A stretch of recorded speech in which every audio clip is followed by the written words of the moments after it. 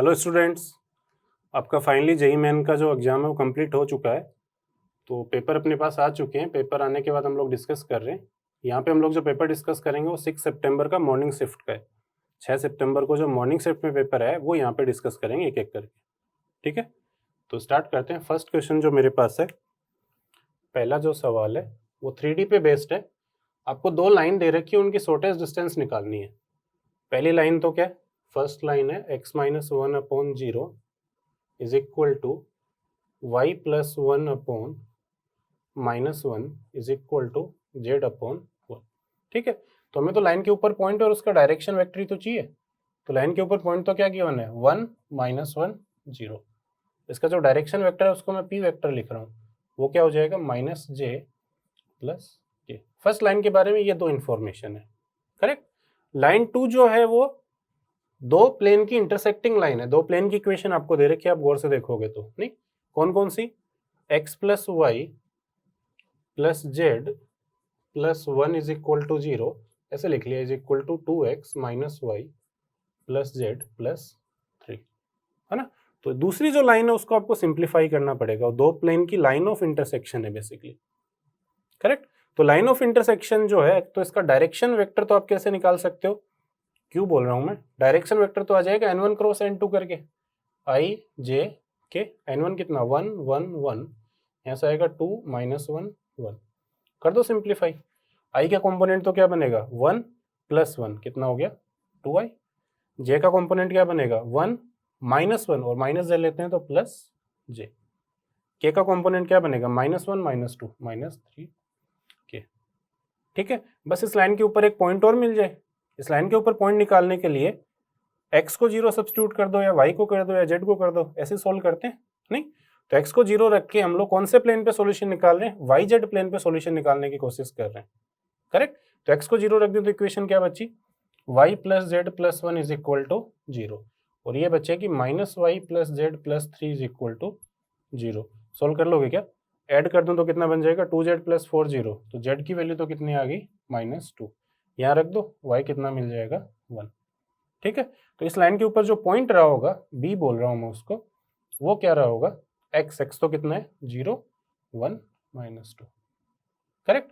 तो आपको दोनों लाइन पे एक पॉइंट मिल गया, दोनों लाइन के डायरेक्शन वेक्टर मिल गए। नहीं, तो शॉर्टेस्ट डिस्टेंस जो होती है वो क्या होती है, उस ए बी वेक्टर का p क्रॉस q पे प्रोजेक्शन ही तो है। नहीं, तो लिख लो यहाँ पे ए बी वेक्टर तो क्या बन जाएगा b - a, b में से a घटा दूं तो कितना बनेगा -i 1 - -1 + 2j, और -2 - 0 -2k। ये तो ए बी वेक्टर आ गया। करेक्ट। अच्छा, p क्रॉस q और निकाल लो।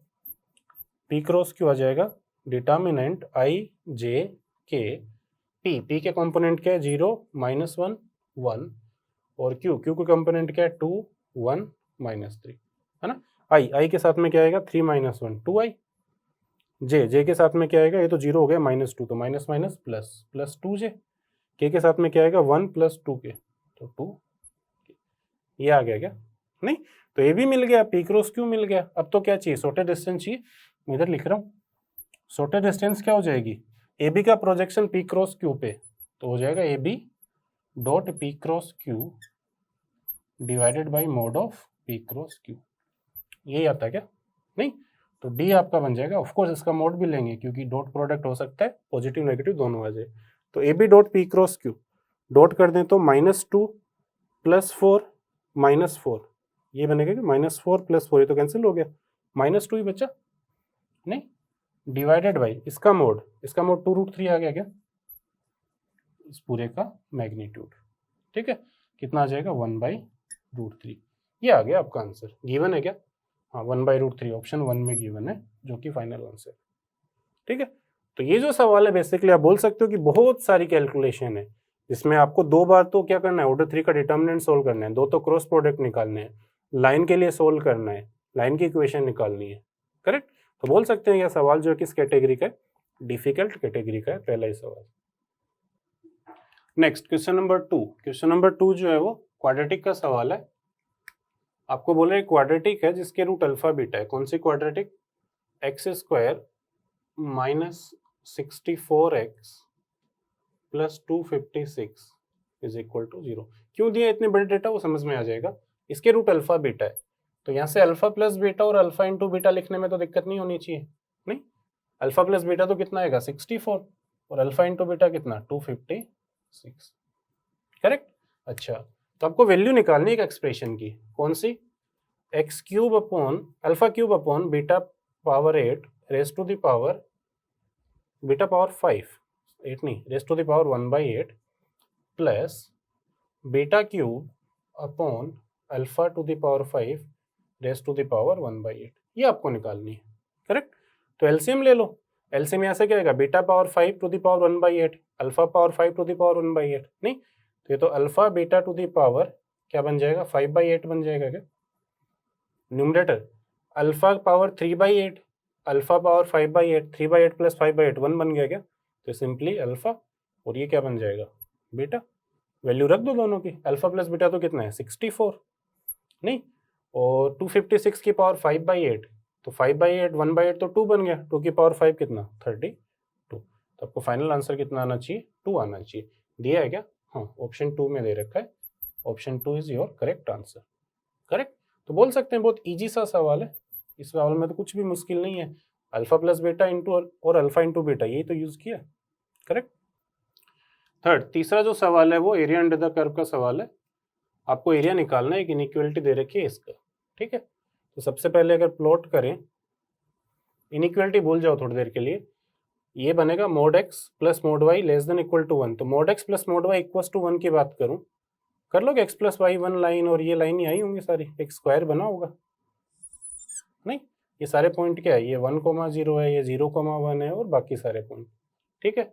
और ये रहा होगा 2y² equals to x mod x type, तो 2y² is equal to x भी एक पैराबोला है, ये तो इस टाइप का है, और दूसरा इसी का ऑपोजिट इधर बना दो, ठीक है। अब बात करते हैं इनइक्वालिटी की, कौन सा एरिया आपको निकालना है। लेस देन इक्वल टू 1 मतलब इसके तो अंदर होना चाहिए, तो स्क्वायर के तो अंदर होना चाहिए और पैराबोला के कहाँ होना चाहिए, बाहर होना चाहिए, नहीं। तो 4 पार्ट दिख रहे हैं क्या आपको, एक तो ये वाला, एक ये वाला, एक ये वाला, एक ये वाला, नहीं। अब सिमेट्री का अगर कर तो चारों पार्ट का एरिया क्या आया होगा, इक्वली आया होगा। आप किसी एक पार्ट का एरिया निकाल के 4 से मल्टीप्लाई कर दो, आंसर मिल जाएगा, ठीक है। तो मेजर पार्ट यहीं पे खत्म हो गया। अब तो आपको क्या करना है, खाली एरिया निकालना है। तो ये वाला जो एरिया आया होगा, ट्रायंगल बना क्या, इस ट्रायंगल के एरिया में से ये माइनस कर दूं तो ये मिल जाएगा क्या, नहीं। उसके लिए क्या निकालो, खाली पॉइंट ऑफ इंटरसेक्शन निकाल लो। इस लाइन की इक्वेशन क्या रही होगी, x plus y is equal to 1 ही तो रही होगी, नहीं। और इस वाले ब्रांच के लिए क्या आया होगा, 2y² is equal to x, ठीक है। सोल्व कर दो, एक्स की जगह 2y² रख दें तो 2y² plus y minus 1 is equal to 0। तो सोल्व करें तो एक तो 2y बनेगा, एक y बनेगा, इधर +1 आएगा, इधर -1 इक्वल्स टू 0। तो y की वैल्यू 1/2 आती हुई दिख गई क्या, नेगेटिव तो छोड़ दो, पॉइंट का है ऊपर है, नहीं। तो y 1/2 है तो x भी कितना है 1/2 ये, तो ये वैल्यू x की कौन सी आ रही है 1/2, करेक्ट। तो आपका रिक्वायर्ड जो एरिया वो रहा होगा 4 टाइम्स ऑफ इस ट्रायंगल का एरिया। इस ट्रायंगल का इतना एरिया कितना 1/2 बेस इंटू हाइट 1 इंटू 1 है ना, माइनस पहले तो इसका एरिया माइनस करो 0 से 1/2 पैराबोला के लिए y, पैराबोला के लिए y कितना रहा होगा x/2 लिख दूं क्या, और पॉजिटिव है तो रूट ही ले लो, √x अपॉन √2 dx माइनस इस छोटू ट्रायंगल का एरिया, इसका एरिया कितना आ जाएगा, ये तो 1/2 है और ये कितना आ जाएगा, y भी कितना था 1/2 ही था क्या, नहीं। तो ये आ जाएगा 1/2 इंटू बेस इंटू हाइट करके, आया क्या, करेक्ट। कर दो सिंप्लीफाई, तो आपका जो रिक्वायर्ड एरिया है वो आ जाएगा 4 टाइम्स, ये तो कितना है 1/2, ये कितना 1/8, तो 1/2 माइनस 1/8 माइनस 1/√2 टाइम्स √x का इंटीग्रेशन, x की पावर 1/2 है क्या, तो x की पावर 3/2 अपॉन 3/2, तो क्या बन जाएगा 2/3 x to the power 3/2 limit 0 से 1/2, ठीक है। ये तो कितना बन गया, रिक्वायर्ड एरिया आपका बन जाएगा, इधर लिख रहा हूँ मैं 4 टाइम्स, ये तो कितना बन जाएगा, ये तो बन जाएगा 4 माइनस 1 3/8, नहीं, माइनस ये 2 कैंसल्स आउट, √2/3 इंटू 0 रखूंगा तो 0, 1/2 रख दूं तो 1/2 की पावर 3/2 1/2 √2, ये बनेगा क्या, नहीं।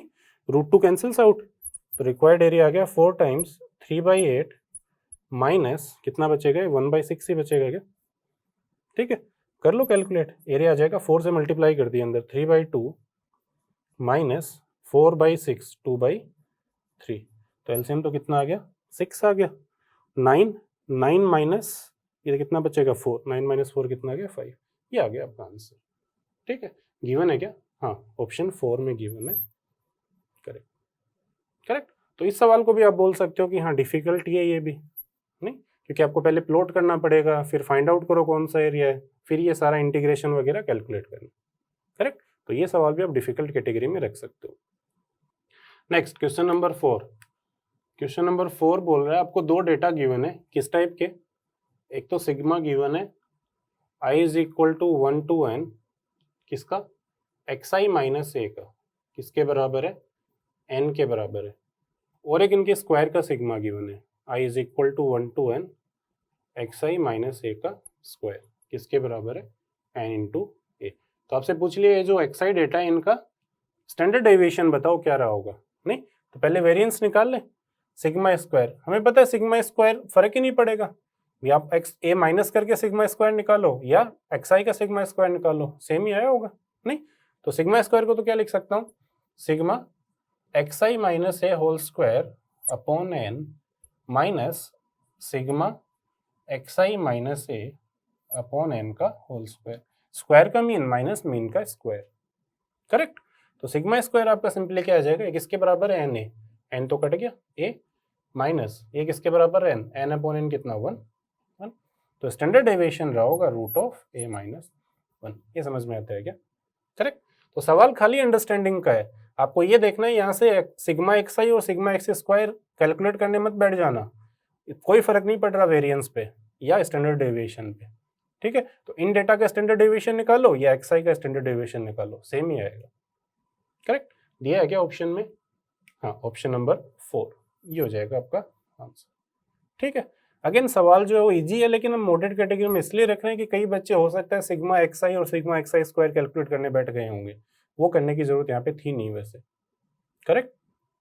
नेक्स्ट क्वेश्चन नंबर 5 जो है वो डेफिनेट इंटीग्रेशन का सवाल है, आपको दो इंटीग्रल दे रखे हैं उनमें रिलेशन चाहिए, I1 तो है integration 0 to 1 minus x to the power 50 raise to the power 100 dx, ये तो I1 है, और I2 है 0 to 1, पावर चेंज है खाली 1 minus x to the power 50 raise to the power 101 dx, है ना।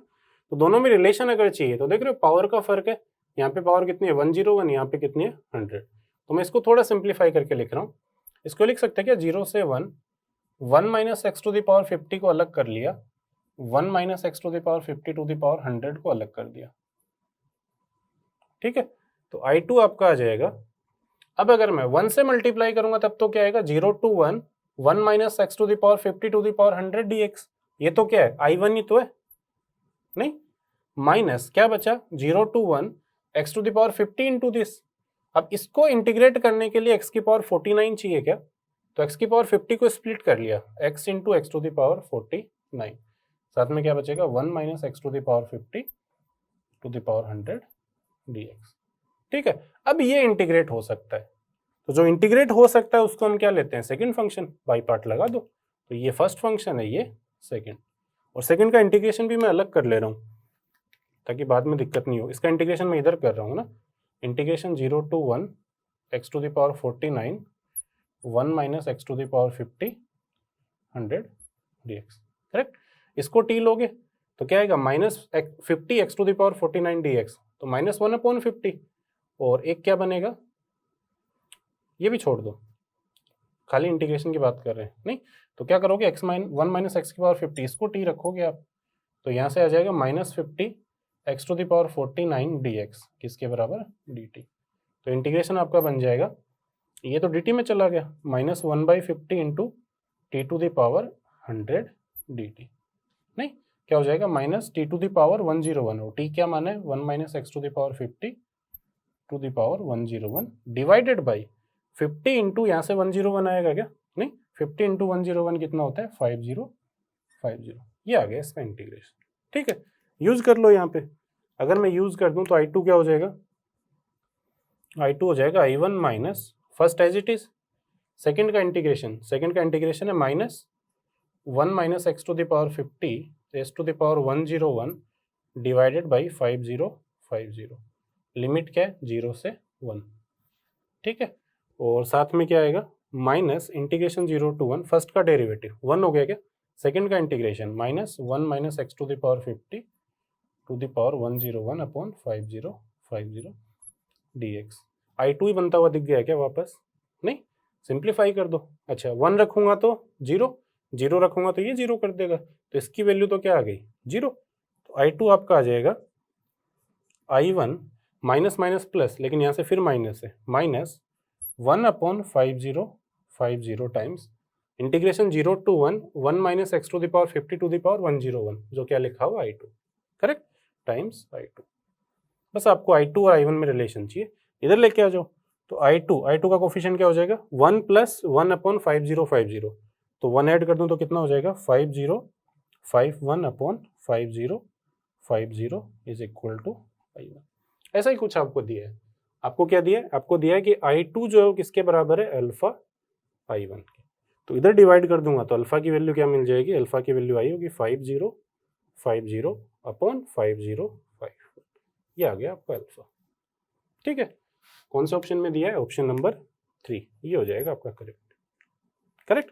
तो इस सवाल को भी आप बोल सकते हो कि हाँ डिफिकल्ट कैटेगरी का ये सवाल है, आपको I2 को स्प्लिट करना पड़ेगा, फिर सिंप्लीफाई करना पड़ेगा, इतना दिमाग जनरली बच्चे नहीं लगाते हैं, बच्चे यहीं से डिफरेंशिएट करने की कोशिश करते हैं, करेक्ट। नेक्स्ट है क्वेश्चन नंबर 6।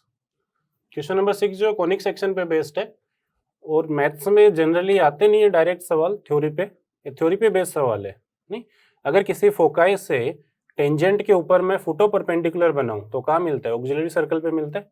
अगर आपको थ्योरी पता है तो आप सवाल कर लोगे, नहीं तो नहीं कर पाओगे, नहीं। तो इसका जो ऑक्सिलरी सर्कल आया होगा एलिप्स का, वो क्या आ जाएगा x square plus Y square equals to 4, ये आ गया आपका ऑक्सिलरी सर्कल, ठीक है। तो चेक कर लो कौन सा पॉइंट इस पे लाई कर रहा है, ये पूछा है ना, which of the following points lie on the locus, कौन सा पॉइंट इस पे लाई कर रहा है वो देख लो।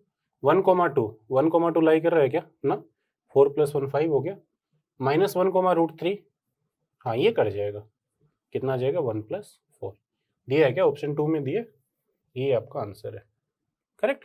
तो डायरेक्टली सवाल है, बेसिकली थ्योरी पे सवाल है, आपको ये पता होना चाहिए कि एलिप्स के लिए या हाइपरबोला के लिए भी किसी भी एक फोकाई से कोई भी टेंजेंट पे अगर मैं फुटो परपेंडिकुलर बनाऊं तो वो कहाँ मिलेगा, उसके ऑक्सिलरी सर्कल पे मिलेगा, करेक्ट।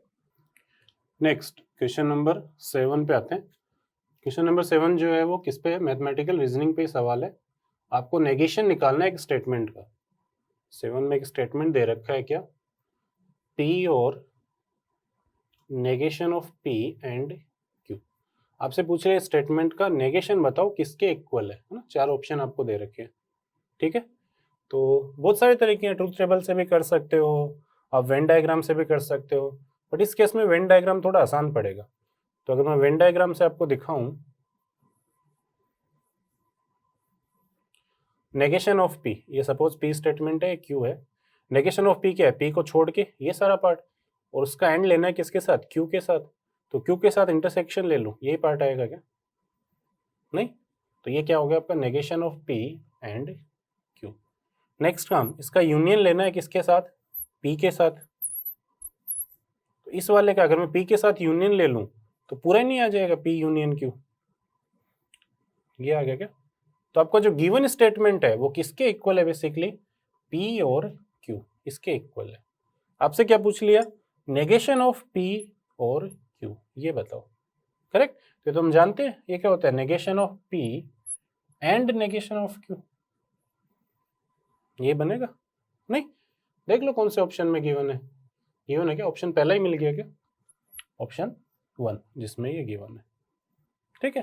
तो ये सवाल भी आप बोल सकते हो कि इजी कैटेगरी का, ये बहुत इजी सवाल है इस पेपर में, जनरली इस पेपर में से पहले वाला सवाल था वो भी आसान है, नहीं। तो कुछ तो बहुत ज्यादा डिफिकल्ट सवाल आए हैं और कुछ बहुत ज्यादा इजी सवाल आए हैं, तो ओवरऑल उन्होंने मैनेज करके रखा है कि हाँ पेपर जो है वो 1 आवर में हो जाए, correct. Next question number 8, question number 8 complex number का सवाल है, आपको एक इनइक्वालिटी दी है, कौन सी, mod z minus real part of z is less than equal to 1।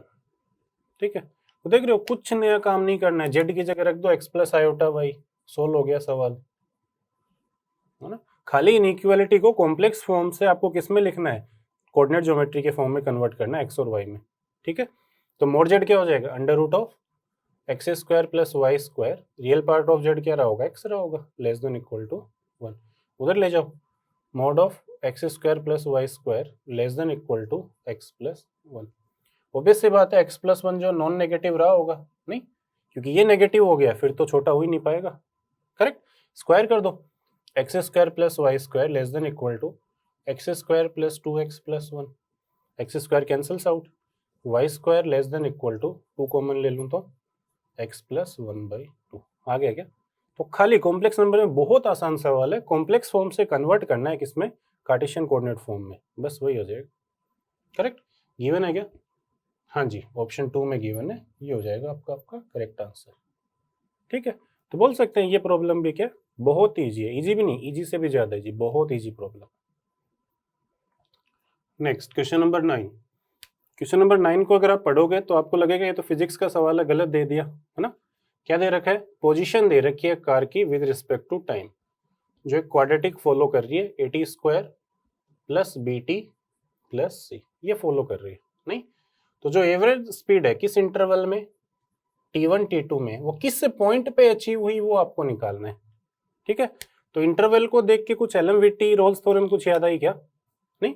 तो सवाल है किसका, बेसिकली एलएमवीटी का सवाल है। आपको क्या निकालना है, वो पॉइंट निकालना है जहां पे एवरेज स्पीड जो है वो अचीव हुई है, करेक्ट। एलएमवीटी क्या बोलती है, वो जो पॉइंट है वो क्या रहा होगा, एफ डेस टी रहा होगा, F of 2 minus F of T2 minus F of T1 divided by T2 minus T1, ऐसा ही कुछ आता है क्या, नहीं, मिल जाएगा। एफ डेस टी क्या हो जाएगा, 2AT plus b is equal to difference दोनों का, तो T1 T2 दोनों रखोगे एक एक करके, तो A टाइम्स ये बनेगा T2 square minus T1 square plus B times T2 minus T1 divided by C, तो कैंसिल हो जाएगा दोनों में, नहीं, T2 माइनस T1। तो अगर मैं T2 माइनस T1 कैंसिल कर दूं, ये हो जाएगा A times T1 plus T2 plus B, correct. तो B कैंसिल हो गया, A कैंसिल हो गया, T की वैल्यू क्या आ गई, T1 प्लस T2/2। तो सवाल में डायरेक्टली नहीं पूछ रहा है, क्या ये आ रहा है क्या T1 T2 में, हाँ बिल्कुल इसके बीच में ही रहा होगा, नहीं। तो रोलेस थ्योरम के लिए आपको C निकालना है, बेसिक जो हम निकालते हैं, तो पॉइंट क्या रहा होगा, T1 प्लस T2/2 रहा होगा, जहां पे इसकी एवरेज स्पीड अचीव हुई होगी। ठीक है, कौन सा ऑप्शन में है, ऑप्शन 4, ये आपका आंसर। तो बोल सकते हो कि ये प्रॉब्लम मॉडरेट कैटेगरी का है, टफ तो नहीं है, बट आपको पता होना चाहिए कि हाँ रिलेट कर पाओ इस सवाल को किससे, एलएमवीटी से। तो जब भी इंटरवल वगैरह कुछ आता है, एवरेज स्पीड में ये तो लिखोगे F of T2 minus F of T1 upon T2 minus T1, इसको देख के फील आ जाएगी कि हाँ किसकी बात कर रहा है वो, रोलेस सॉरी एलएमवीटी के लिए C निकलवा रहा है, कॉन्स्टेंट निकलवा रहा है। ठीक है, नेक्स्ट क्वेश्चन नंबर 10 जो है वो सिस्टम ऑफ इक्वेशन का सवाल है। आपको 3 इक्वेशन दे रखी है XYZ में, x plus y plus z is equal to 2, second है x plus 2y plus 3z is equal to 5, third है x plus 3y plus lambda z is equal to mu, correct. और आपको पूछ रहा है कि इनफाइनाइट सॉल्यूशन होने के लिए लैम्डा और म्यू की वैल्यू बताओ, करेक्ट। तो इनफाइनाइट सॉल्यूशन हम कैसे चेक करते हैं, वो delta zero, delta x, delta y, delta z, वो सारे करते हैं क्या, नहीं। बट यहाँ पे अगर आप गौर से देखोगे सब में x का कोफिशिएंट कितना है, 1 है। तो अगर मैं x को एलिमिनेट कर लूं इन दोनों से, तो x को एलिमिनेट कर दूं, सब्ट्रैक्ट कर दो, क्या बचेगा, y प्लस 2z किसके इक्वल रहा होगा, 3। इन दोनों से भी एलिमिनेट कर लो, सब्ट्रैक्ट कर दूं तो क्या बचेगा, y plus lambda minus 3z is equal to mu minus 5, है ना। इनफाइनाइट सॉल्यूशन होने के लिए कोफिशिएंट का रेशियो बराबर होना चाहिए क्या, 1/1, 2 लैम्डा माइनस 3, 3 म्यू माइनस 5। तो आप 3D में डील करने की बजाय एक को एलिमिनेट करके ऐसा सोच लो y और z प्लेन में हम बात कर रहे हैं, करेक्ट। तो y और z प्लेन में 2 लाइन है, उनका इनफाइनाइट सॉल्यूशन के लिए क्या है, कोफिशिएंट का रेशियो क्या रहना चाहिए, सेम रहना चाहिए। ठीक है, तो सिंप्लीफाई कर दो, लेमडा की वैल्यू कितनी आ जाएगी, लेमडा -3 2 है तो लेमडा 5 है, म्यू -5 अगर 3 है, म्यू कितना है 8 है, तो लेमडा म्यू कितना आ गया 5 8 दिया है क्या, हाँ ऑप्शन नंबर 4 ये करेक्ट है। ठीक है, तो अगेन बहुत सिंपल सा सवाल है ये भी, ऐसे सवाल तो हम लोग करते हैं क्लास में। अगला सवाल क्वेश्चन नंबर 11 लिमिट पे बेस्ड है। आपको एक लिमिट दे रखी है, limit x tends to 1 integration 0 to x minus 1 whole square t times cos of t square dt divided by x minus 1 into sine of x minus 1। ठीक है, तो अगर मैं 1 रखूं तो 1 रखूं तो 0 0 कौन सी फॉर्म है, 0/0 फॉर्म। तो 0/0 फॉर्म है, अगर सबसे पहले इसको एलिमिनेट कर लो, वैसे डायरेक्टली भी लिख सकते थे, थीटा अगर 0 को टेंड कर रहा है, साइन थीटा को थीटा लिख दूं क्या, ये ऐसे बोल दो, ये लिमिट तो कितनी हो गई 1 हो गई। ठीक है, तो नीचे क्या बचा x माइनस 1 का होल स्क्वायर, तो डिफरेंशिएट कर दो, एलोपिटल लगा दो। डिफरेंशिएट करने के लिए लेबनीज लगेगा क्या यहाँ पे, तो अगर मैं लेबनीज लगाऊं तो ये क्या बनेगा, x minus 1 whole square cos of t square x minus 1 की पावर 4 इंटू x माइनस 1 का derivative 2 times of x minus 1 divided by इधर क्या x माइनस 1 का होल स्क्वायर, ये तो 1 हो गया ना, वो भी कितना होगा 2 times of x minus 1, cancels out, limit x tends to 1। ठीक है, तो ये वाला पार्ट तो कैंसिल हो गया, 1 रख दूं तो कितना बन रहा है, तो 1 हो गया, ये 0, इंडिटरमिनेट फॉर्म तो बन नहीं रही, आंसर क्या आना चाहिए 0। यहाँ पे जेई ने गड़बड़ की है, जेई ने जो आंसर दिया वो क्या डज नॉट एग्जिस्ट दिया है, जबकि सवाल का आंसर होना क्या चाहिए 0। करेक्ट, तो अब गलत है, क्या कर सकते हैं, या तो जेई बोनस करेगा इसको, क्योंकि करेक्ट आंसर जो क्या है वो तो 0 है। Next question number 12, question number 12 में आपको एक इक्वेशन दे रखी है, पी में क्वाड्रेटिक दे रखी है, किस टाइप की, A square plus B square plus C square times P square और minus 2 times of A B plus B C plus C D times P और plus B square plus C square plus D square is equal to 0। और बोला A B C D P जो है सारे के सारे क्या है, non zero distinct real number है। तो बताओ, 4 ऑप्शन दे रखे हैं कि ए बी सी डी कौन सी सीरीज में, एपी में है, जीपी में है, ये आपको चेक करना है। ठीक है, तो पहली चीज तो ये 2ab टाइप देख के समझ में आता है, नहीं यहां से क्या लिखा हुआ है, ए स्क्वायर पी स्क्वायर, ये ले लिया, यहां से क्या उठा ले -2 टाइम्स ऑफ, इसको लिख दूं क्या a into p into b, नहीं तो इसको लिख लिया a into p into b, plus b का स्क्वायर चाहिए क्या, बी स्क्वायर मिल गया यहाँ पे, नहीं सिमिलरली दूसरा क्या बन जाएगा, B square P square -2 times of B into P आ रहा है क्या, हाँ यहाँ से मिल रहा है ना बी इंटू पी। ठीक है, साथ में क्या बचेगा c, तो c बच रहा है तो c का स्क्वायर, ये आपको गिवन है। ठीक है, लास्ट क्या बचेगा, C square P square -2 times of C into P है क्या, बिल्कुल है, साथ में क्या डी, और डी का स्क्वायर भी गिवन है। तो समझ में आ गया, आपको जो इक्वेशन दे रखी है बेसिकली वो सिंप्लीफाई होके क्या बन जाएगी, यहाँ से क्या लिख सकता हूँ, ए पी माइनस बी का होल स्क्वायर प्लस ये बन जाएगा बी पी माइनस सी का होल स्क्वायर, ये बन जाएगा सी पी माइनस डी का whole square is equal to 0।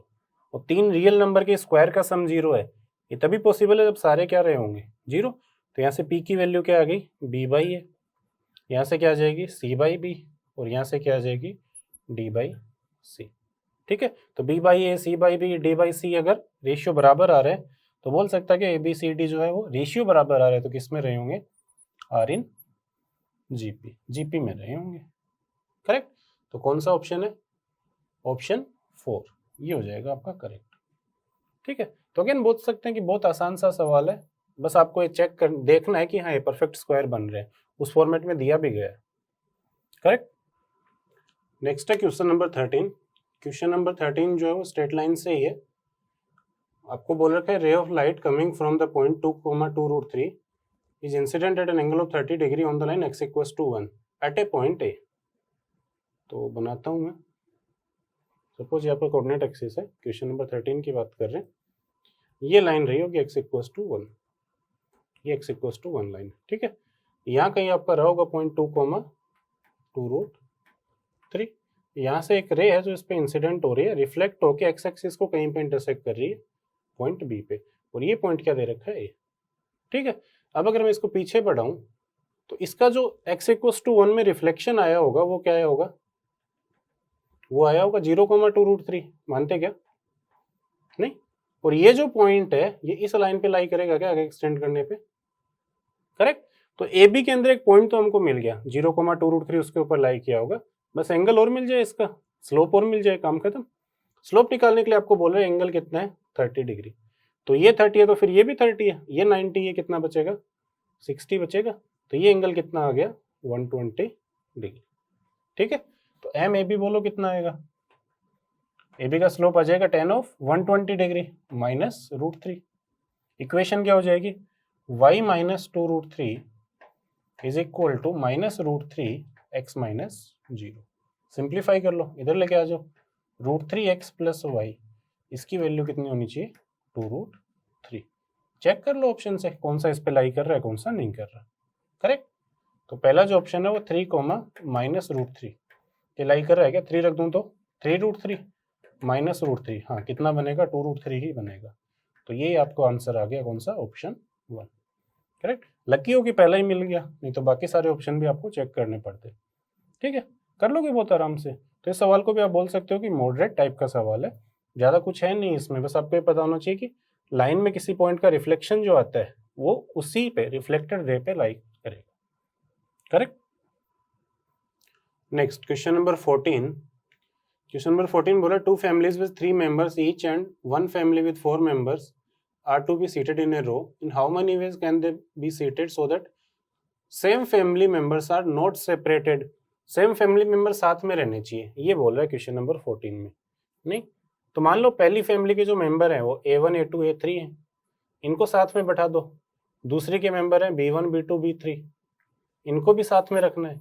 और तीसरी का है C1 C2 C3 C4, इनको भी क्या रखना है, साथ में।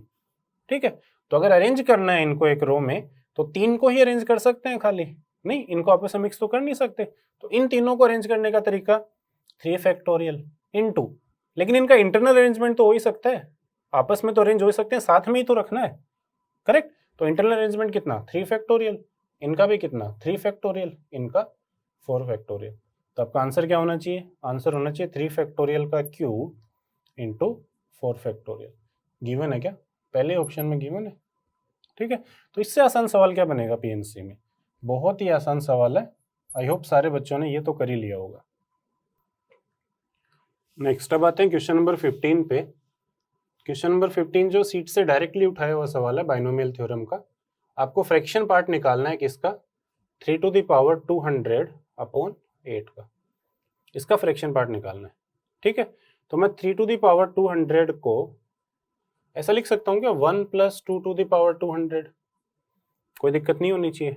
नहीं, फिर इसको ये भी लिख सकते हैं 1 200C0 200C1 into 2 200C2 into 2 square से लेके कहाँ तक 200C 200 2 to the power 200, दिक्कत नहीं होनी चाहिए। नहीं, ये आ गया 3 की पावर 200। ठीक है, तो 1 प्लस यहाँ से ये कितना बनेगा, 400 बनेगा क्या, 8 से डिवाइड हो रहा है क्या, बिल्कुल हो रहा है। यहाँ से भी देखोगे तो क्या आएगा 100 इंटू 199/2। ठीक है, तो 50 इंटू 4 ये भी डिवाइड हो जाएगा 8 से, आगे तो 2 की पावर 3 4 सारे मिल ही जाएंगे। ठीक है, तो ये वाला जो पार्ट है ये पूरा का पूरा 8 से डिवाइड हो रहा है क्या, तो इसको मैं 8k मान सकता हूँ क्या, 8 टाइम्स इंटीजर ले रहा हूँ मैं। करेक्ट, ये आ गया आपका 3 की पावर 200। तो 3 की पावर 200/8 ये क्या रहा होगा, 1/8 प्लस सम इंटीजर। ठीक है, आपको क्या निकालना था, इसका फ्रैक्शन पार्ट निकालना था। और हम जानते हैं इसका फ्रैक्शन पार्ट, इंटीजर का तो कुछ रोल है ही नहीं, जो 1/8 का फ्रैक्शन पार्ट है वही पूरे का रहा होगा। नहीं, और 1/8 तो खुद ही फ्रैक्शन है, तो फ्रैक्शन पार्ट कितना आ गया 1/8। इसमें गिवन है ऑप्शन नंबर 3, ये आपका करेक्ट हो जाएगा। ठीक है, तो अगेन ये भी बहुत ईजी सवाल है, कर लिया होगा लोगों ने, क्योंकि 3 की पावर 200 को ही आपको स्प्लिट करना है खाली। नेक्स्ट आते हैं क्वेश्चन नंबर 16 पे। क्वेश्चन नंबर 16 जो है स्टैंडर्ड फंक्शन पे बेस्ड है। फंक्शन चैप्टर के एंड में हम लोग 4 स्पेशल टाइप ऑफ फंक्शन पढ़ते हैं। F of X plus Y, अगर F X into F of Y है तो एफ एक्स किस टाइप का रहा होगा? एफ एक्स एक्सपोनेंशियल फंक्शन रहा होगा, नहीं, ए टू द पावर के एक्स टाइप रहा होगा कुछ, करेक्ट। और एक्स बोल रहे हैं नेचुरल नंबर है एक्स वाई दोनों, और एक कंडीशन आपको दे रखी है सिग्मा एफ एक्स, कहाँ से कहाँ, 1 से लेके इन्फिनिटी तक, ये कितना है? 2 है, करेक्ट। तो F of 4 upon F of 2 बताओ, इसी को देख लो। एफ ऑफ 1 क्या बनेगा? ए टू द पावर के। एफ ऑफ 2 क्या बनेगा? ए टू द पावर 2 के, ए टू द पावर 3 के, ये बन जाएगा अप टू इन्फिनिटी, किसके बराबर है? 2। इनफाइनाइट जी पे दिख गई क्या? तो a to the power k upon 1 minus a to the power k, ये किसके बराबर आना चाहिए? 2 के। उधर मल्टीप्लाई कर दो, उधर मल्टीप्लाई कर दो तो एक की पावर के कितना आ जाएगा? 3 टाइम्स 2 के बराबर है, तो 2/3, ये 2/3 रहा होगा, करेक्ट। तो इसको आप ऐसे भी लिख सकते हो, ए टू द पावर के पूरे की पावर एक्स, पावर की पावर तो मल्टीप्लाई होती है नहीं, तो आपका एफ एक्स क्या मिल गया? Simply 2/3 to the power x, ये है आपका एफ एक्स। अब तो सवाल आसान हो गया। क्या पूछा है उसने? F of 4 divided by F of 2, क्या हो जाएगा? 2/3 to the power 4 divided by 2/3 to the power 2, कितना बचेगा? 2/3 to the power 2 which is 4/9। Given है क्या किस ऑप्शन में? ऑप्शन नंबर 1, ये आपका करेक्ट हो जाएगा, ठीक है। तो इसमें बोल सकते हो आपकी क्लास में पढ़ा हुआ रहता है, बहुत इजी सा सवाल है, आपको बस ये फाइंड आउट करना है कि ये फंक्शन क्या एक्सपोनेंशियल है, correct. Next question number 17। Question number 17 जो डिटर्मिनेंट का सवाल है, आपको एक डिटर्मिनेंट दे रखी है, मैं डी लिख रहा हूँ, cos square x 1 plus sine square x sine of 2x 1 plus cos square x sine square x sine of 2x cos square x sine square x 1 plus sine of 2x, और इसकी maximum minimum value निकालनी है, ठीक है। तो कौन सी property use करनी है वो बताने की जरूरत नहीं पड़े, सेम दिख रहा है, cos square sine square sine 2 दिख गया क्या? तो R2 को जल्दी से लिख दो R2 माइनस R1, है ना, और सिमिलरली R3 को भी लिख दिया R3 माइनस R1। तो आपका डिटर्मिनेंट क्या बन जाएगा? डिटर्मिनेंट बन जाएगा, फर्स्ट रो के साथ तो कोई चेंज नहीं किया, तो cos square x 1 plus sine square x sine of 2x, ये तो फर्स्ट है, ठीक है। सेकेंड, ये सेपरेट कर दूं तो 1 बचेगा क्या? साइन स्क्वायर गया तो -1 बचेगा क्या? इधर 0 आ गया क्या? नहीं। लास्ट कोस स्क्वायर गया तो 0 हो गया क्या? साइन स्क्वायर तो कैंसिल हो गया, कितना बचेगा अगेन? -1। यहाँ पे साइन 2x तो कट गया, 1 ही बचा क्या? ठीक है।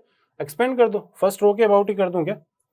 फर्स्ट रो के अबाउट एक्सपेंड करूं तो कोस स्क्वायर के साथ में क्या आएगा? ये छोड़ दो, ये छोड़ दो, -1, तो minus of cos square x, ठीक है। -1 प्लस साइन स्क्वायर एक्स के साथ क्या आएगा? इसके साथ आएगा 1 खाली, ये दोनों तो गए, ठीक है। लास्ट में साइन 2x के साथ में क्या आ जाएगा? -1, करेक्ट। तो आपकी एक्सप्रेशन जो सिंप्लीफाई होगी क्या बन जाएगी? Minus cos square minus sine square, 1 हो गया क्या? -1 -2 माइनस साइन ऑफ 2x। देखो ना, मैक्सिमम मिनिमम वैल्यू निकाल लोगे क्या? करेक्ट। जब ये 1 रहा होगा तब आई होगी -3 मिनिमम वैल्यू, तो मिनिमम वैल्यू तो कितनी आ गई? -3। मैक्सिमम वैल्यू जब ये 1 रहा होगा, -1 रहा होगा, तो कितनी बन जाएगी? -1, ये आ गई। दिया है क्या? हाँ, ऑप्शन 4 में दिया है, which is your correct answer, ठीक है। तो ये सवाल भी आप बोल सकते हो कि मॉडरेट है। मॉडरेट भी इसलिए कि आपको सोल्व करना पड़ रहा है, टाइम लग रहा है खाली, है ना। कॉन्सेप्ट वाइज तो सवाल बहुत आसान है, फॉर्मेट देख के पता चल रहा है कि आपको कौन सी प्रॉपर्टी यूज करनी है एक्सपेंड करने के लिए, करेक्ट। नेक्स्ट क्वेश्चन नंबर 18 जो है वो डिफरेंशियल इक्वेशन का सवाल है।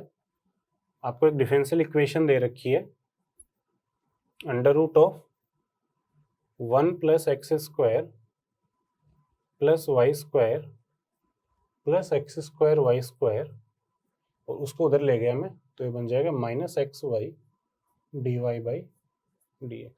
इसको सोल्व करना है, ठीक है।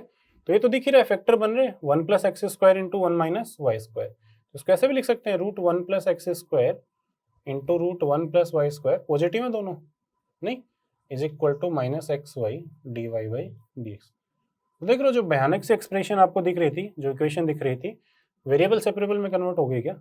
नहीं, तो निकाल लो वेरिएबल सेपरेबल में। 1 प्लस एक्स स्क्वायर अपॉन इसके नीचे क्या आएगा minus x d x is equal to right side में क्या बचेगा d y d y upon under root of 1 plus x square. ठीक है, थोड़ा और सिंप्लीफाई करके रख दिया मैंने, माइनस इसको लिख दिया 1 plus x square x d x upon x square लिख सकता हूँ क्या? कोई दिक्कत नहीं हो, नीचे एक्स से मल्टीप्लाई डिवाइड कर दिया, इस साइड हो गया y d y upon under root of 1 plus Y square. अब इंटीग्रेट हो जाएगा बहुत आराम से। ठीक है, ट्रिक क्या यूज की, इसके लिए सब्स्टिट्यूट कर दिया 1 प्लस एक्स स्क्वायर को टी स्क्वायर, ऐसा मान लो रूट 1 प्लस एक्स स्क्वायर को टी सब्स्टिट्यूट कर दिया, तो 1 प्लस एक्स स्क्वायर क्या हो गया टी स्क्वायर, तो आपका एक्स डी एक्स जो है ये सिंपली क्या बन गया टी डी टी। ठीक है, तो इंटीग्रेशन किस में कन्वर्ट हो जाएगा, ये तो बन गया आपका टी और ये भी t, t square upon x square t square minus 1 d t is equal to, यहाँ पे भी सेम काम किया, रूट 1 प्लस वाई स्क्वायर को रख दिया के, तो 1 प्लस वाई स्क्वायर क्या हो गया के स्क्वायर, तो वाई डी वाई आपका क्या बन गया सिंपली के डी के बन गया क्या? नहीं, तो वाई डी वाई की जगह के डी के तो कैंसिल हो गया, सिंपली क्या बचा डी इंटू के। ठीक है, अच्छा तो अगर इसको से करना है -1 + 1 कर दूं क्या, तो इंटीग्रेशन किस में कन्वर्ट हो जाएगा माइनस ऑफ -1 किया तो 1 plus 1 upon T square minus 1 d T. ठीक है, और इसका इंटीग्रेशन तो क्या आ जाएगा के प्लस सी, ये आ गया क्या, इंटीग्रेट हो जाएगा पूरा, शायद मैं इधर कर रहा हूँ, तो इसका जो इंटीग्रेशन आएगा वो क्या आएगा -1 का तो टी हो गया, और ये तो फॉर्मूला है 1/2a, ए की वैल्यू कितनी है 2 ln of t minus 1 upon t plus 1। ठीक है, इज इक्वल टू के प्लस सी, दोनों की वैल्यू वापस रख दो, t की जगह तो क्या रख दें root of 1 plus x square और k की जगह root of 1 plus Y square. Correct, तो ये बन जाएगा minus root of 1 plus x square और -1/2 ln ऑफ t की जगह root of 1 plus x square minus 1 root of 1 plus x square plus 1 is equal to K की जगह root of 1 plus Y square plus C. ठीक है, अच्छा simplify कर लो, इसको इधर लेके आ गए तो इसको लिख लिया root of 1 plus Y square plus root of 1 plus x square is equal to, ये माइनस बचा गया, इस माइनस को इसकी पावर में भेज दिया 1/2 ln ऑफ, रेसिप्रोकल हो जाएंगे क्या दोनों, root of 1 plus x square plus 1 upon root of 1 plus x square minus 1, उल्टे हो गए, और ये इधर आया तो माइनस सी, उसको लिख लिया C1, वो तो कांस्टेंट है उससे फर्क नहीं पड़ेगा। करेक्ट, मिल जाएगा आपको ये फॉर्मेट किसी ना किसी ऑप्शन में, हाँ दिया ना, ऑप्शन 1 में दिया। ठीक है, तो ऑप्शन 1 आपका आंसर है।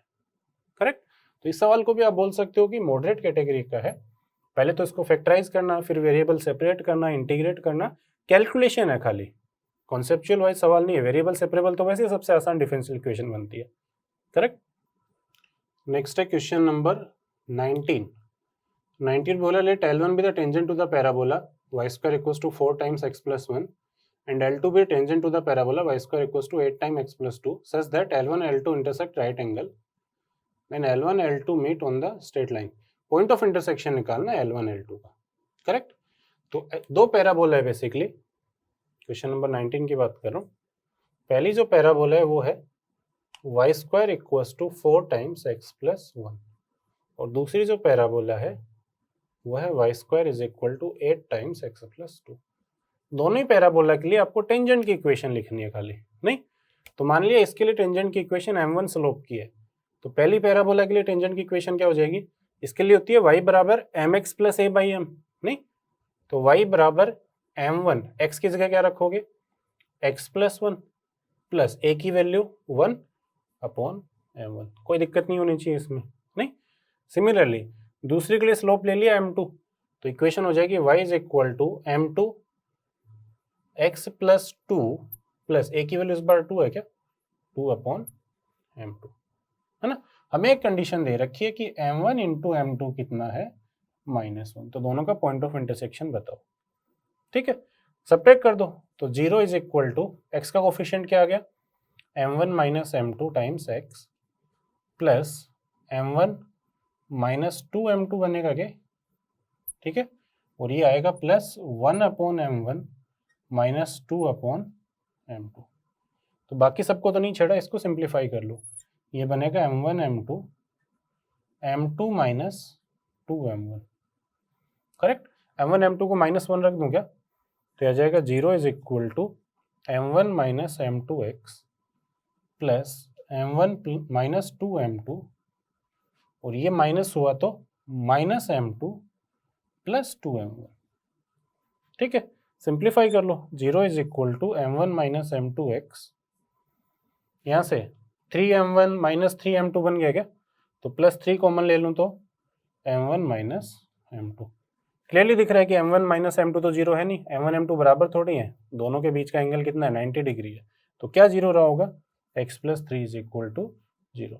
ये आ गया क्या इसका लोकस, नहीं, तो जो दोनों टेंजेंट हो एक लाइन पे इंटरसेक्ट कर रही है, लाइन की इक्वेशन क्या है, x इक्वल टू -3, कौन से ऑप्शन में चेक कर लो, ऑप्शन नंबर 2, ये हो जाएगा आपका करेक्ट आंसर। ठीक है, तो इस सवाल को भी आप बोल सकते हो कि मॉडरेट है, इन दोनों पैराबोला के लिए टेंजेंट की इक्वेशन तो याद होती है, y equal to mx plus a/m तो याद होती है सबको, correct. Next question number 20, single correct का जो लास्ट सवाल है, 20th क्वेश्चन है ना, प्रोबेबिलिटी पे बेस्ड है, बोल रहा है कि 11 कंसेक्यूटिव नेचुरल नंबर में से आपको 3 सेलेक्ट करने हैं, तो इस बात की प्रोबेबिलिटी बताओ कि वो एपी में रहे होंगे, करेक्ट। तो मान लो जो 11 नेचुरल नंबर है वो a1 a2 a3 a4 5 6 7 8 9 10 11 ये रहे होंगे, है ना। और एपी के बारे में बोला है कॉमन डिफरेंस जो है क्या होना चाहिए, पॉजिटिव होना चाहिए, ये बोला ना, random there AP with positive common difference, positive difference common difference जो पॉजिटिव होना चाहिए, ठीक है। अच्छा, तो कॉमन डिफरेंस 1 अगर रहा होगा तब कितने आए होंगे, कंसेक्यूटिव तो आए होंगे, तो 3 कंसेक्यूटिव कितने तरीके से चूज कर सकते हैं, 1 2 3 को ले लो, 2 3 4 को ले लो, लास्ट a9 a10 a11 क्या, तो कॉमन डिफरेंस 1 वाली चॉइसेस कितनी है, 9 रही होंगी, नहीं। कॉमन डिफरेंस अगर 2 रहा होगा, तो कॉमन डिफरेंस 2 रहा होगा तो पहले 1 3 5 से शुरू करोगे क्या, नेक्स्ट 2 4 6, लास्ट क्या आया होगा 11 9 और 7, यही तो आया होगा 7 9 11, 8 से तो ले ही नहीं सकते, नहीं, तो 1 से 7 कितनी चॉइस है, 7, ये चमका क्या, करेक्ट। कॉमन डिफरेंस अगर 3 रहा होगा तो पहला क्या आया होगा 1 4 7, लास्ट क्या आया होगा वो देख लो, A11 आया होगा, 8 आया होगा, 5 तक ही आया होगा क्या, नहीं, तो A1 से A5 तक ले सकते हो आप, कितनी चॉइस है 5। कॉमन डिफरेंस 4 वाली 3 चॉइस हो जाएंगे क्या, कॉमन डिफरेंस 5 वाली एक ही चॉइस रही होगी क्या, बस उसके आगे तो ही नहीं, कॉमन डिफरेंस 6 तो ही नहीं सकता, करेक्ट। ऐड कर दो सबको, कितना हो जाएगा 10 20 25 क्या, तो फेवरेबल केसेस तो कितने हैं 25, टोटल 11 में से 3 सेलेक्ट करने के तरीके 11C 3, कर लोगे सिंप्लीफाई, तो ये आ जाएगा 25 अपॉन 11 इंटू 10 इंटू 9, और ऊपर चला जाएगा 3 इंटू 2 इंटू 1, ठीक है, सिंप्लीफाई कर दो, 2 से 5 टाइम्स कैंसिल हो रहा है क्या, और 5 से ये 5 टाइम कैंसिल हो गया, करेक्ट, 3 से ये 3 टाइम कैंसिल हो गया, तो रिक्वायर्ड प्रोबेबिलिटी क्या आ गई 5 अपॉन 33, गिवन है क्या, हाँ ऑप्शन 1 में गिवन है, ये आपका आंसर, ठीक है। तो अगेन बोल सकते हो आप मॉडरेट टाइप का है, आपको ये सोचना पड़ेगा कि हाँ एपी में अगर है तो कॉमन डिफरेंस क्या क्या हो सकता है, करेक्ट। 21 जो है वो इंटीजर टाइप है, पहला सवाल है इंटीजर टाइप में, आपको 2 यूनिट वेक्टर दे रखे हैं और ग्रेटेस्ट वैल्यू बतानी है किसकी, √3 times mod of a plus B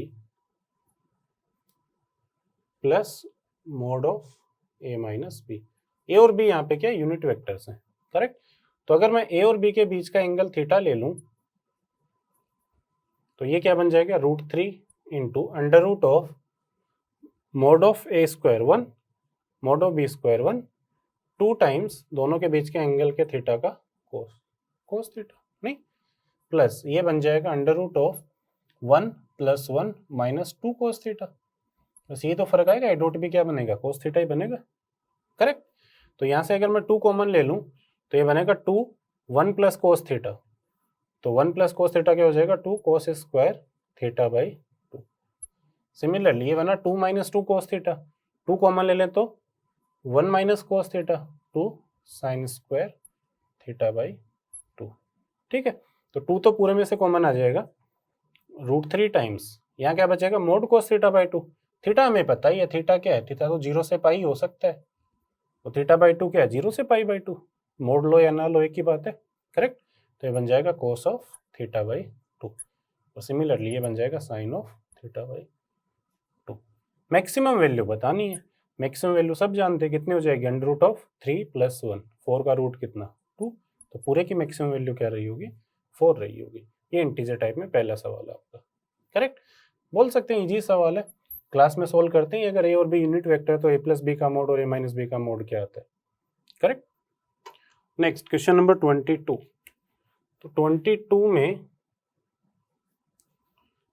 आपको बोल रहा है कि एक फंक्शन है R से R में डिफाइंड है f(x), मैं f(x) को ऐसे लिख रहा हूँ, f(x) है gx + 5x², कब, जब x <0 है, 0 जब x 0 है, और hx + λx², कब, जब x > 0। मैंने ऐसे लिख लिया, ठीक है। यहाँ पे gx आपका है x⁵ साइन ऑफ 1/x, और hx आपका है x⁵ कोस ऑफ 1/x, है ना। ये अच्छा सवाल बनाया जेई ने। क्यों अच्छा, क्योंकि हम क्लास में बोलते हैं कि आपको डिफरेंशिएट करना है तो साइन 1/x कोस 1/x टाइप अगर है तो डिफरेंशिएट मत करो, क्योंकि उसमें ऑसिलेटरी टाइप ऑफ डिसकंटिन्यूटी आ जाती है ना। लेकिन यहाँ कर सकते हैं, क्यों, क्योंकि साथ में एक 0 का फैक्टर है, आपको वैल्यू निकालनी कहाँ पे है 0 पे, ठीक है। आप डिफरेंशिएट करके देख लो किसी को भी, जैसे मैं g' की बात करूँ, g' क्या आएगा x⁵ एज इट इज, नहीं, साइन का डेरिवेटिव कोस ऑफ 1/x, और 1/x का -1/x² प्लस x⁵ का 5x⁴ sign 1/x as it is, है ना। तो इसमें भी अगर कैंसिल करूंगा 3 बच रहा है क्या, तो ये तो ऑसिलेटरी टाइप है, लेकिन ये x³ क्या कर देगा उसको 0, ये भी 0, तो बोल सकता है कि g'0 क्या आया होगा 0।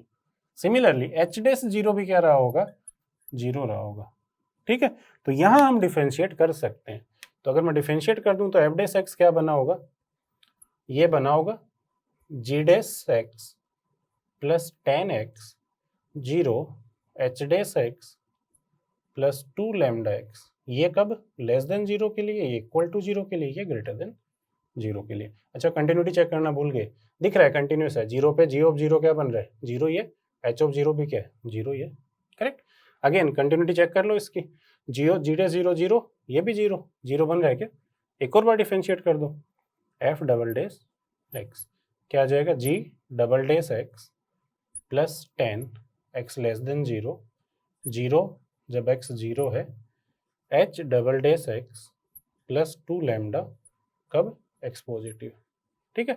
अब दोबारा भी अगर डिफरेंशिएट करोगे, x³ है क्या, तो इसका डेरिवेटिव 1/x² आएगा, एक x बचेगा क्या, नहीं, तो डबल डेरिवेटिव भी इनके क्या आए होंगे 0 ही आए होंगे, g'0 भी 0 रहा होगा, h'0 भी 0। इससे ज्यादा डिफरेंशिएट नहीं कर सकते, इससे ज्यादा करेंगे तो फिर वही ऑसिलेटरी टाइप ऑफ डिसकंटिन्यूटी आ जाएगी, ठीक है। यहां तक हम डिफरेंशिएट कर सकते हैं, करेक्ट। तो ये बोल रहा है कि f'0 जो एग्जिस्ट कर रहा है, एग्जिस्ट अगर कर रहा है तो f'0 पॉजिटिव और f'0 नेगेटिव बराबर होनी चाहिए क्या, कर दो बराबर, यहाँ से तो कितना आएगा 10, यहाँ से 2λ, उल्टा लिख दिया मैंने, पॉजिटिव के लिए 2λ, उसके लिए 10, समझ में आ रहा है बहुत आराम से। तो लैम्डा की वैल्यू कितनी हो जाएगी 5, ये आपका आंसर है, ठीक है। तो इस सवाल को आप बोल सकते हो कि हाँ रियली एक सवाल तो आया है जो थोड़ा डिफिकल्ट है, क्योंकि हम क्लास में मना करते हैं कि इस टाइप के सवालों में डायरेक्टली डिफरेंशिएट मत करो, बट यहाँ पे साथ में 0 मल्टीप्लाइड है, तो जो ऑसिलेटरी टाइप ऑफ डिसकंटिन्यूटी वो रहेगी नहीं, करेक्ट। नेक्स्ट क्वेश्चन नंबर 23 जो हाइट एंड डिस्टेंस का सवाल है, आपको बोल रहे हैं angle of elevation of top of a hill from a point on the horizontal plane passing through the foot of the hill is found to be 45 degree. 23 पे आते हैं, फिगर बनाते हैं। सपोज ये हॉरिजॉन्टल है, ये एक हिल है आपकी, यहाँ से किसी पॉइंट से इसका एंगल ऑफ एलिवेशन जो 45 डिग्री है, ये 45 डिग्री है। करेक्ट, अभी तक इतना ही बोला गया। After walking a distance of 80 metre towards the top up a slope incline to 30 degree, है ना, यहां से 80 मीटर आया लेकिन किस एंगल पे, 30 डिग्री के एंगल पे, ये 80 मीटर है, यहां पहुंच गया suppose. Correct, slope incline 30 degree to the horizontal plane, the angle of elevation top of the hill become 75 degree. यहां से जो एंगल ऑफ एलिवेशन बन रहा है ये वाला, ये कितना बन गया, 75 डिग्री बन गया। ठीक है, तो हाइट ऑफ द हिल बता दो क्या रही होगी, ये आपको गिवन है। आई होप उसको पढ़ के ये तो बना लोगे, फिगर तो बना लोगे। नहीं तो मान लो हाइट जो है वो h है, इस डिस्टेंस को बोल दिया ये x है और ये वाली y है, और इस हाइट को बोल दिया ये z है। करेक्ट, तो बस आप ये XYZ निकाल दो, मिल जाएगा आपको h भी।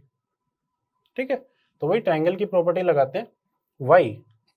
y को लिख सकता हूं क्या, 80 cos 30, 80 cos 30 डिग्री, क्योंकि एंगल कितना है, 30 डिग्री है। नहीं, cos 30 कितना, √3/2, तो 40 √3।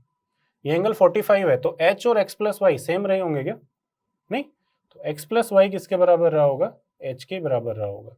यहाँ से x निकाल सकते हैं, x क्या आ जाएगा, h minus y, y is 40 √3, x भी आ गया, y भी आ गया, z भी मिल जाएगा। z किसके बराबर है, 80 sin 30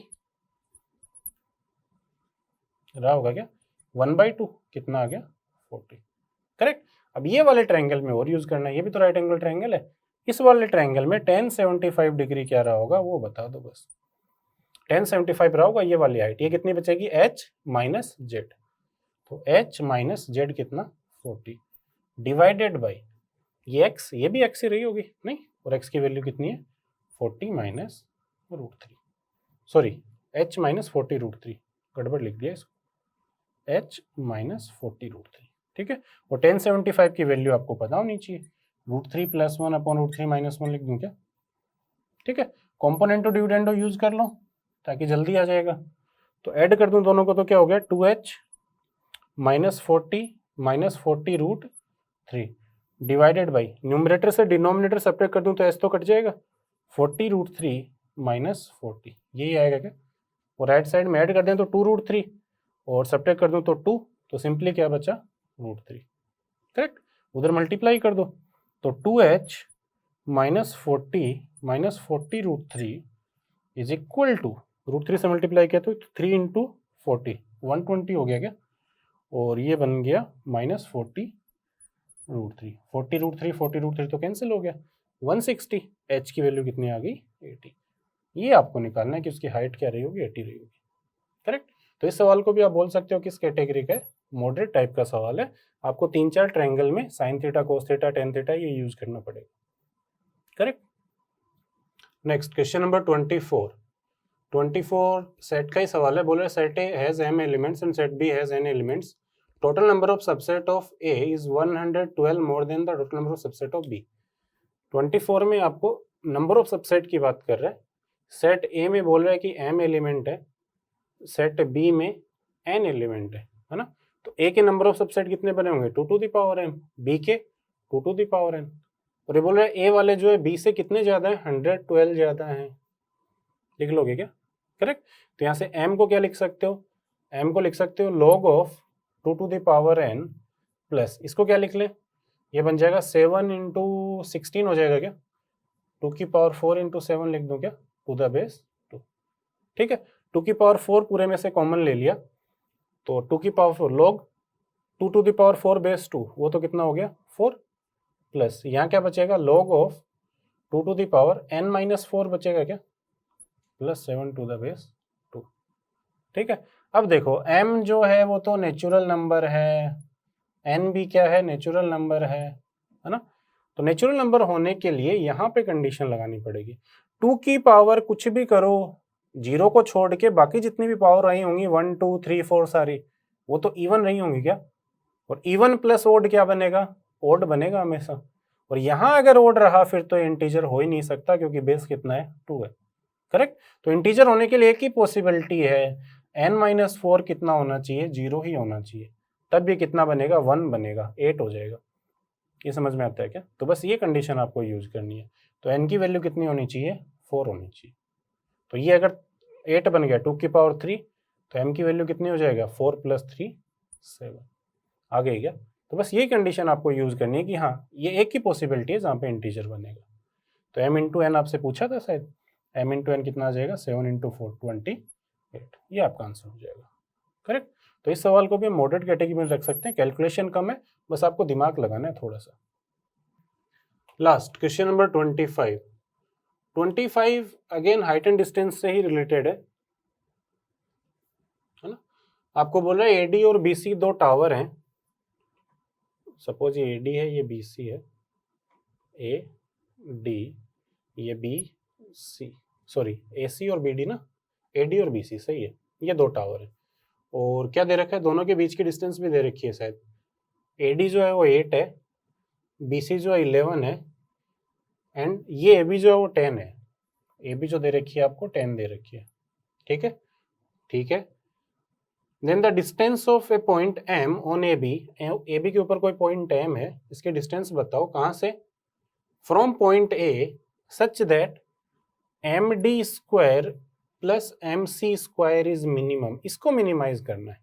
करेक्ट। तो ये डिस्टेंस मान लो कितनी है, x है, तो अपने आप क्या बच जाएगी 10 - x। मिला दो दोनों पॉइंट से, दो ट्रायंगल बनेगा राइट एंगल, नहीं राइट एंगल ट्रायंगल से लिख लेंगे शायद बहुत आराम से। एम डी स्क्वायर क्या हो जाएगा x² प्लस 8 का स्क्वायर, वो कितना है 64, नहीं प्लस ये हो जाएगा एम सी स्क्वायर 10 - x का स्क्वायर प्लस 11 का स्क्वायर कितना 121। कर लो सिंप्लीफाई, x² कितना हो गया 2x² माइनस 20x प्लस 100, तो ये बनेगा, ये कितना हो गया 64 85 हो गया क्या, तो 285। ठीक है, तो यहाँ से इसको और सिंप्लीफाई कर लेते हैं थोड़ा, 2 कॉमन लें तो x² माइनस 10x क्या किसके स्क्वायर में आएगा x - 5 के स्क्वायर में, तो 25 और इंटू 2 50 यूज कर लिया गया, 50 कम कर दें तो क्या बच जाएगा 235। ठीक है, ये तो चाहिए भी नहीं आपको, तो ये बताना है मिनिमम कब रहा होगा, तो मिनिमम रहा होगा जब x की वैल्यू क्या ही होगी 5, और डिस्टेंस x ही तो है m की ऐसे डिस्टेंस। ठीक है, तो आपका आंसर क्या हो जाना चाहिए 5 हो जाना चाहिए। करेक्ट। तो ये जो सवाल है इसको भी आप बोल सकते हो इजी है, राइट एंगल ट्रायंगल में पाइथागोरस तो लगानी है बस।